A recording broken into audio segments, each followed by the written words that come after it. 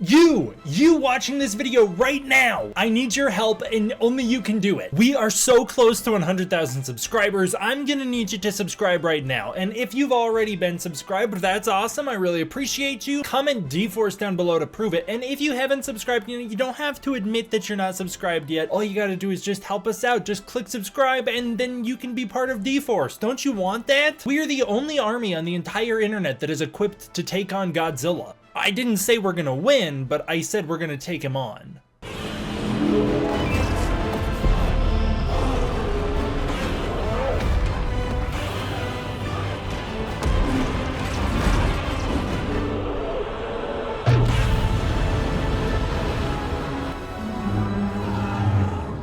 What's up everybody, man, back. Welcome to a brand new video, and today we're going to be doing another Godzilla Kong The New Empire Explained. This one I'm so excited about. This is so cool. Today we have proof that Titanus Scylla lives on, sort of.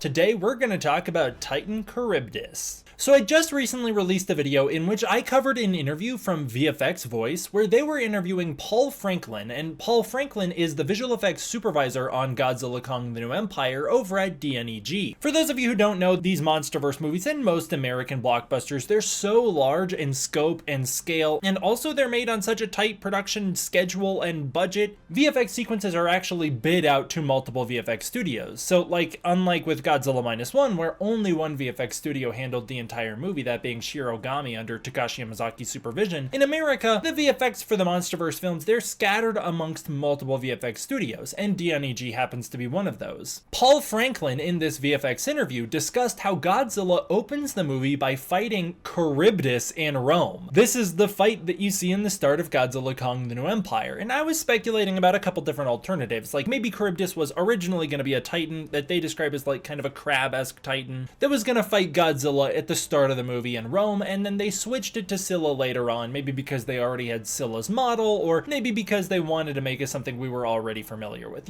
something like that. But I also speculated that it's entirely possible Charybdis is just another member of Scylla's species, and Charybdis is an entirely separate titan, and the monster we see in Godzilla Kong The New Empire isn't Scylla, it is Titan Charybdis. So he explains that Wingard wanted to amp up Charybdis's design because it had already been used in a previous MonsterVerse movie, again tying back to Scylla. So they changed the character in small ways and gave it a much more vibrant color scheme. They also tried to make this creature move in new ways in this film, again to differentiate it from its previous appearance. So in some ways this is supporting the idea that it is Scylla, and in other ways this is supporting the idea that it was starting as Scylla and they made alterations to this character to make it its own separate thing. Now, Charybdis is a character in Greek mythology. In fact, most of the MonsterVerse titans are inspired by one mythology or another, with a lot of them being inspired by Greek mythology. That was a thing that Michael Dougherty did with Godzilla King of the Monsters, and it's just kind of been the way the MonsterVerse has operated ever since. Now, in some Greek mythology tales, Charybdis is understood to be the mother of Scylla. They are directly related, and while they are closely associated, they're not exactly the same. There is a Charybdis and there is a Scylla, but they are two different entities. In other Greek stories, they actually have very little relation at all, other than the fact that they're in the same geological region. They serve similar purposes, but don't have a clear defined history or relationship with one another. In this story, Charybdis is the monster of the sea, while Scylla is the monster of the nearby rocks, but they are not of the same species. It's also important to note that the Greek mythology Scylla is like a multi-headed kind of dragon thing, a lot more like Ghidorah, but I think because, multi-headed dragons are kind of Ghidorah's thing in the MonsterVerse, they wanted to create a different type of creature to differentiate. Now, interestingly enough, on this video, Spencer Cook, who happens to be a friend of the channel, I interviewed him back in 2019 about his role on Godzilla King of the Monsters, commented, first of all, oh my gosh, that's so awesome to know that Spencer Cook still checks in on my channel every now and then. If you're watching this, hello! I would love to do a follow-up about the New Empire. I'll send him an email soon. And I actually never even released the full interview I did for King of the Monsters. I actually recorded a couple interviews post King of the Monsters with some people, and I didn't get to release any of those just because at the time I was told that Warner Bros. Was a little annoyed with the YouTube community leaking so much info for King of the Monsters, and I was informed by my good buddy Alan Maxon that maybe I should just hold off on posting those interviews for just a little bit. I never knew how long a little bit extended.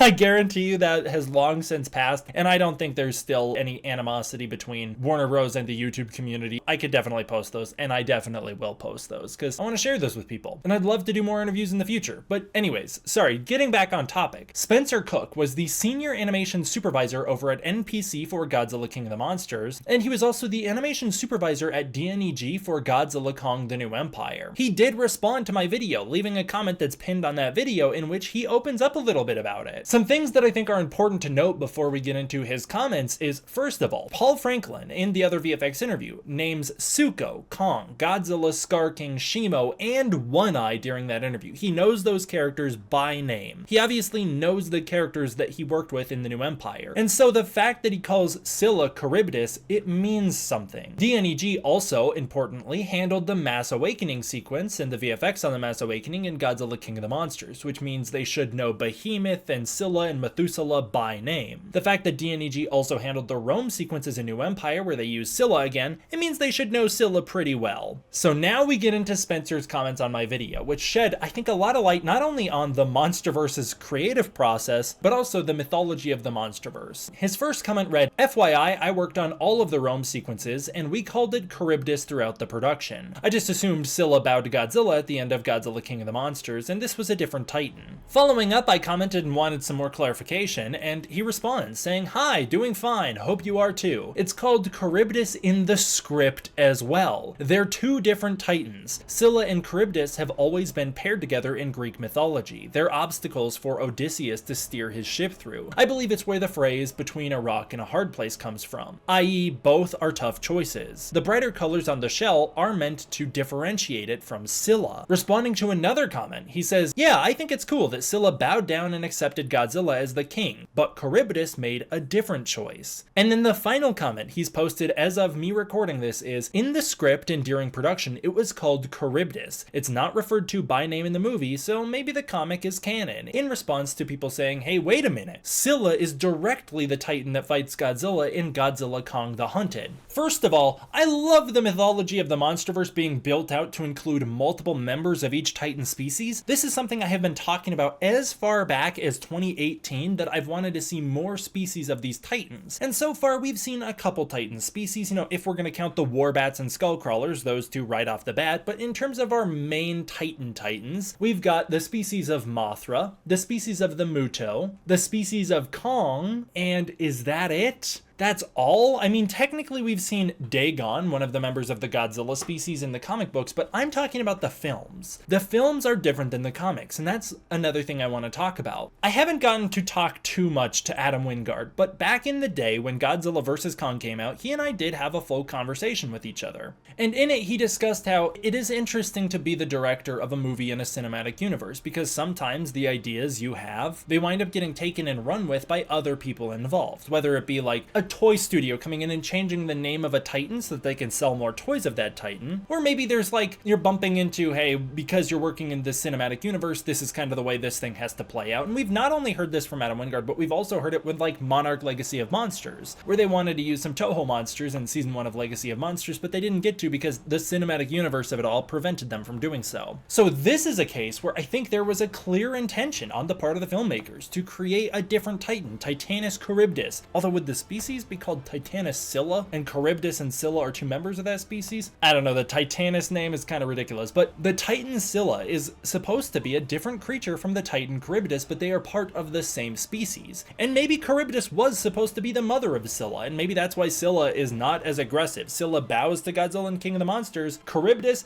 goes head to head with Godzilla and gets blown up in the New Empire. But I love that. I love the idea that they were two separate entities somewhere along the line, after production happened, after the script, after the filming, after the post-production process with the VFX, somewhere in there, Legendary, Warner Bros., a toy studio, who knows, said, this thing's gotta be Scylla because we didn't technically explain in the movie that it's a different creature, and we can sell a comic book tie-in that explains how it's Scylla, and it's just something more recognizable for the people, that way we don't confuse them, that there's two separate creatures that look the same, probably that was the line of thinking. But anyways, Godzilla Kong the Hunted comes out, and Godzilla Kong Kong the Hunted confirms it's the Scylla from King of the Monsters, and then the Godzilla Kong novelization does the same, and then Hiya Toys does the same when they sell the Scylla action figure, and it's based on the New Empire rather than King of the Monsters. I do think it's really interesting to take a look at the MonsterVerse under the lens of it being a cinematic universe and not under the lens of a consistent piece of lore that we're engaging as a story, but as a story being written in the real world. And this is something I've talked about for a long time. I very firmly believe that the filmmakers consider the films and Monarch to be canon. That's it. The filmmakers, such as Adam Wingard and Michael Dougherty and others, acknowledged the show Monarch Legacy of Monsters to be a piece of canon in the MonsterVerse. The only filmmaker who acknowledged that the comics or novelizations had any relevance to canon was Michael Dougherty. And in a lot of cases, I think the recent novelizations and comics actually complicate the films, and sometimes make the storytelling a little sloppier than it should be, like with the Titan Hunter mech and Godzilla Kong the Hunted. It's why I very much consider the novelizations and comics to be part of a separate and parallel canon